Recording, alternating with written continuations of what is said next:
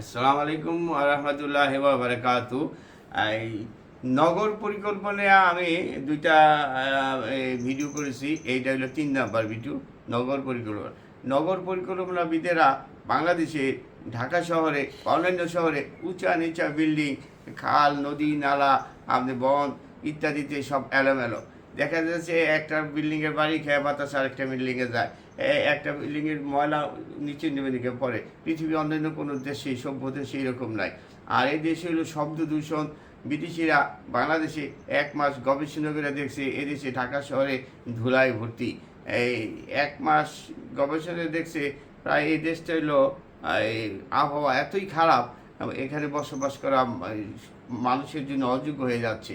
অতএব আপনারা বিল্ডিং করবেন, রাস্তাঘাট ফাঁকা রেখা, বন ঠন গাছগাছরা রাখার পর্যাপ্ত জায়গা রেখা, তারপরে আপনি এক সমান একই ডিজাইনের কাছাকাছি ডিজাইনের করবেন, তাহলে আপনি মানুষের বসবাসযোগ্য হবে, আবহাওয়া ভালো হবে। পর্যাপ্ত গাছ লাগাতে হবে ছাদে, রাস্তার দুই পাশে, রাস্তার মাঝখানে, তাহলে আমরা সুস্থভাবে বেঁচে থাকবো।